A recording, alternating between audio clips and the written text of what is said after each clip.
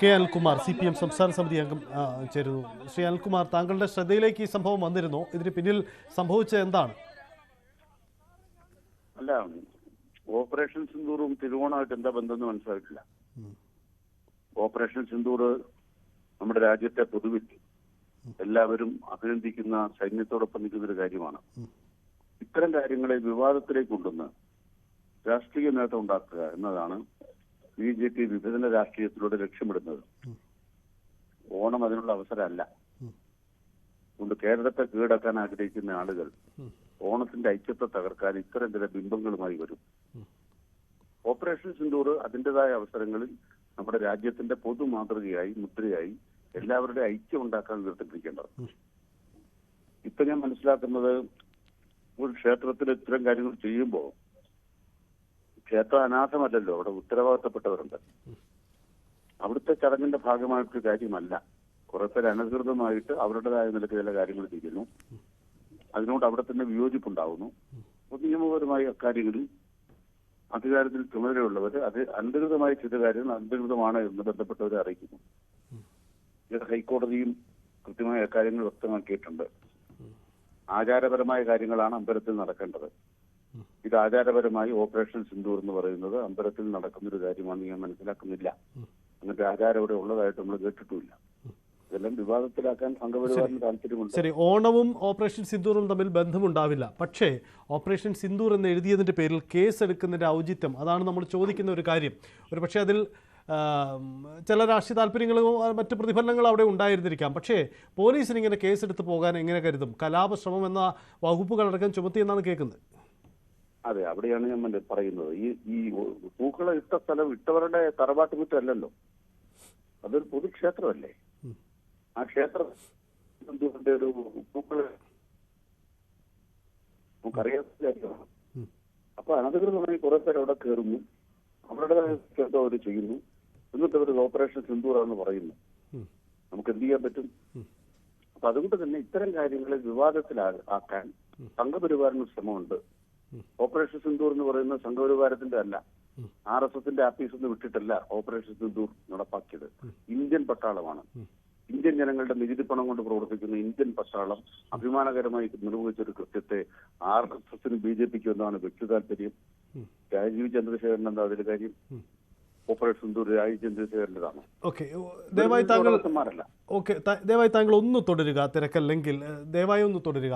Shri RV Babu നമുക്കൊപ്പമുണ്ട്, Hindu Aikyavedi. Shri RV Babu, ക്ഷേത്രമുറ്റത്ത് അതിനൊരു സംവിധാനമുണ്ട്, അവിടെ എന്തിന് അതിക്രമിച്ചു കയറി ഇങ്ങനെ ഒരു പൂക്കളമിട്ട് അവിടെ രേഖപ്പെടുത്തി എന്ന ചോദ്യമാണ് ഇവർ ഉന്നയിക്കുന്നത്.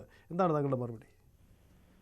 ഈ ക്ഷേത്രമുറ്റത്ത് പൂക്കളമിടുക, ക്ഷേത്രമുറ്റത്ത് ഭജന ചൊല്ലുക, ക്ഷേത്രം ആരാധിക്കുക, ഇതൊക്കെ നമ്മുടെ നാട്ടിൽ നടപ്പുള്ള കാര്യമാണ് എന്നാണ് ഞാൻ മനസ്സിലാക്കുന്നത്. അവിടെ ഓപ്പറേഷൻ സിന്ദൂർ എഴുതി വെച്ചതാണ് അവർക്ക് വലിയ പ്രകോപനമായത്. ഓപ്പറേഷൻ സിന്ദൂർ എന്ന് കേൾക്കുമ്പോൾ തന്നെ പ്രകോപനം ഉണ്ടാകുന്ന തരത്തിലുള്ള കുറെ കമ്മ്യൂണിസ്റ്റുകാരായിട്ടുള്ള ആൾക്കാർ, അവരെ സംബന്ധിച്ചിടത്തോളം ഈ രാജ്യത്തിന്റെ വിജയം, ഈ രാജ്യത്തിന്റെ നേട്ടം, അഭിമാനം, അതൊക്കെ കമ്മ്യൂണിസ്റ്റുകാർക്ക് ദഹിക്കാത്ത കാര്യമാണ്. അവരെല്ലാ കാലത്തും ഈ രാജ്യത്തിന്റെ താല്പര്യങ്ങൾക്കെതിരെ നിന്ന ഒരു പാരമ്പര്യമാണുള്ളത്. ഇപ്പൊ പഹൽഗാമിലെ ആക്രമണമൊക്കെ ഉണ്ടായപ്പോൾ, അല്ലെങ്കിൽ ബലാക്കോട്ടിലെ ഭാരതത്തിന്റെ തിരിച്ചടി ഉണ്ടായപ്പോൾ, അല്ലെങ്കിൽ സർജിക്കൽ സ്ട്രൈക്ക് ഉണ്ടാകുമ്പോൾ ഒക്കെ ഭാരതത്തിന്റെ അഭിമാനകരമായ നേട്ടങ്ങളെ ഇകഴ്ത്തി കാണിക്കാനും വൈദേശിക രാജ്യങ്ങളുടെ അതേ ശബ്ദത്തിൽ അല്ലെങ്കിൽ അവരുടെ നാവായിട്ട് ഇവിടെ പ്രവർത്തിക്കുകയും ചെയ്യുന്ന സമീപനമാണ് കമ്മ്യൂണിസ്റ്റ് പാർട്ടിക്ക് എടുത്തിട്ടുള്ളത്. നമുക്കറിയാം, പണ്ട് ചൈനീസ് യുദ്ധകാലത്ത് ഈ പറയുന്ന ചൈനയുടെ താല്പര്യങ്ങൾക്ക് അനുസൃതമായി നിന്നതിന്റെ പേരുദോഷം ഇപ്പോഴും പാർട്ടി പേറിക്കൊണ്ടിരിക്കുകയാണ്.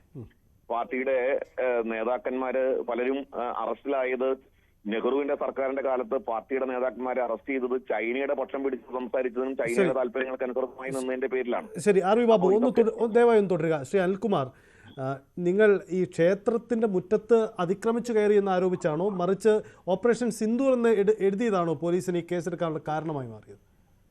അല്ല, ഈ ഒരു കേസിനെ കുറിച്ച് ഞങ്ങൾക്ക് പോലും ഇല്ല. ഞാൻ ചാനലിൽ കണ്ടത് മനസ്സിലാക്കിയത് ജനൻ TV ആണല്ലോ ഇപ്പൊ ഇതുമായിട്ട് ഇറങ്ങിത്തിരിച്ചത്. നിങ്ങളുടേത് ജനൻ TV ആണെന്ന് എനിക്ക് തോന്നുന്നില്ല, വേറെ ഏതോ TV ആണ് നിങ്ങളുടേത്. താല്പര്യങ്ങളൊക്കെ ഉണ്ടാവും. അപ്പൊ ജനൻ TV ഇത്ര ഒരു ഇതായിട്ട് ഇറങ്ങിയിട്ട് കണ്ടപ്പോൾ ഞാൻ മനസ്സിലാക്കിയത് അമ്പലത്തിന്റെ മുറ്റത്ത് കുറെ പേര് അതിക്രമിച്ച് കയറി നിൽക്കുന്നതാണ്. അപ്പൊ അവിടെ പരാതികൾ വന്നു. ക്ഷേത്രത്തിന് ഉടമസ്ഥന്മാരുണ്ടല്ലോ, ഇവിടെ RB ബാബു പറയുന്ന പോലെ അനുവാദം വാങ്ങിയിട്ടുണ്ട്, അനുവാദത്തിന്റെ കടലാസ് കാണിച്ചാൽ മതിയല്ലോ. പിന്നെ കേസ് ഉണ്ടാവുകയല്ലോ.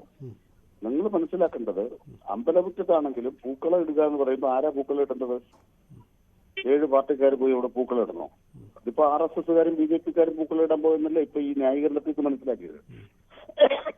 എല്ലാ പാർട്ടിക്കാരും അവർക്ക് ഇഷ്ടപ്പെട്ട മുദ്രയായിട്ട് അങ്ങോട്ട് ചെല്ലുകയാണോ? പൂക്കളം ഇടുകയാണോ? ഈ ക്ഷേത്രം ഓപ്പറേഷൻ സിന്ദൂറുമായിട്ട് എന്താ ബന്ധം? ഓപ്പറേഷൻ സിന്ദൂർ ഇന്ത്യയുടേതല്ലേ, ഇന്ത്യൻ മതനിരപേക്ഷതയുടെ അല്ലേ? അവിടെ പാകിസ്ഥാന്റെ പട്ടാള ഭരണാധികാരിക്ക് വെള്ളക്കൊട്ടാരത്തില് വിരുന്ന് കൊടുത്ത മോദി ട്രംപിന്റെ പുറകെ നടക്കുകയാണ് കേട്ടോ. മോദി എന്നെ ഒന്ന് വിളിക്കാമോ അമേരിക്കയിലേക്ക്? നടക്കില്ലേ? കഴിഞ്ഞ ദിവസം ചൈനയുടെ ആ ചെങ്കൊടിയുടെ കീഴെ പോയി നിൽക്കുന്ന കണ്ടല്ലോ. ഞങ്ങൾ ചൈനക്കാരന്മാരാ ഇതൊക്കെ പറയാനാണ് ഈ ഓപ്പറേഷൻ സിന്ദൂർ എന്ന് പറഞ്ഞ പേര് വെച്ചത്? ഇവിടെ വിഭജനം ഉണ്ടാക്കുകയാണ്. ഓണക്കാലത്ത് വിഭജനം ഉണ്ടാക്കാൻ നടക്കുന്ന ഏറ്റവും വൃത്തികെട്ട രാഷ്ട്രീയമാണ് BJPയും രാജീവ് ചന്ദ്രശേഖരൻ നടക്കുന്നത്. പിന്നെന്താ ഐക്യവേദിയോ? എന്താ ഐക്യവേദി? ഹിന്ദു ഒന്നാണ്, പിന്നെ ഐക്യവേദി എന്തിനാ? താങ്കൾ ദയവായി തുടരുക. ഈ പൂക്കളമിട്ട വ്യക്തി സെൻലാൽ നമുക്കൊപ്പം ചേരുന്നുണ്ട്. ശ്രീ സെൻലാൽ, താങ്കളുടെ നേതൃത്വത്തിലുള്ളവരായിരിക്കുമല്ലോ ഈ പൂക്കളമിട്ടത്. നിങ്ങൾക്ക് അനുമതി ഉണ്ടായിരുന്നോ അവിടെ ഈ പൂക്കളമിടാൻ? അതെ, നമ്മള് സാധാരണ എല്ലാ തിരുവോണ നാളുകളിലും അവിടെ അത്തപ്പൂക്കളം ഇടാറുള്ളതാണ്, പതിവുള്ളതാണ്. അതുപോലെ തന്നെ നമ്മള് ഇന്നലെ എല്ലാവരോടും ഒരുമിച്ച് അത്തപ്പൂക്കളം ഇട്ടു. അതിന്റെ കൂട്ടത്തിൽ ഓപ്പറേഷൻ സിന്ദൂർ എന്ന് എഴുതി. അപ്പൊ അത് അവിടുത്തെ കമ്മിറ്റിക്കാര് ഇടപെട്ടിട്ട് ചില രാഷ്ട്രീയ താല്പര്യങ്ങളോട് അതിന്റെ രാഷ്ട്രീയ താല്പര്യങ്ങൾ വെച്ചിട്ടാണ് അവര് പെരുമാറിയത്. അതായത് അവർക്ക് ആ ഓപ്പറേഷൻ സിന്ദൂർ മായ്ക്കണം എന്നുള്ള ഒരാവശ്യമാണ് അവർ ഉന്നയിച്ചത്. താങ്കൾ അടക്കമുള്ളവർ ഏതെങ്കിലും സംഘടനയുടെ ഭാഗമായിട്ടാണോ അവിടെ ഇത്തരമൊരു കൂട്ടായ്മ?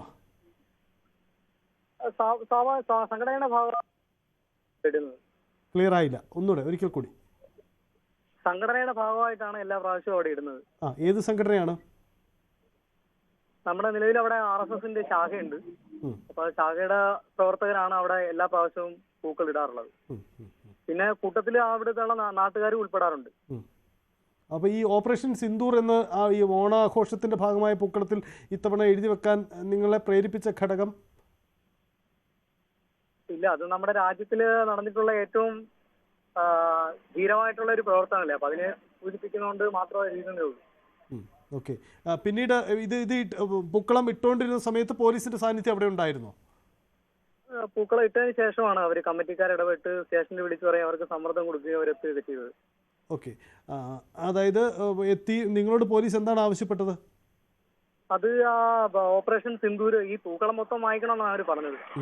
ഓപ്പറേഷൻ സിന്ദൂർ എന്ന് പറയുന്നത് എഴുതിയിരിക്കുന്നത് മായ്ക്കണം എന്നാണ് കമ്മിറ്റിക്കാരുടെ ആവശ്യം.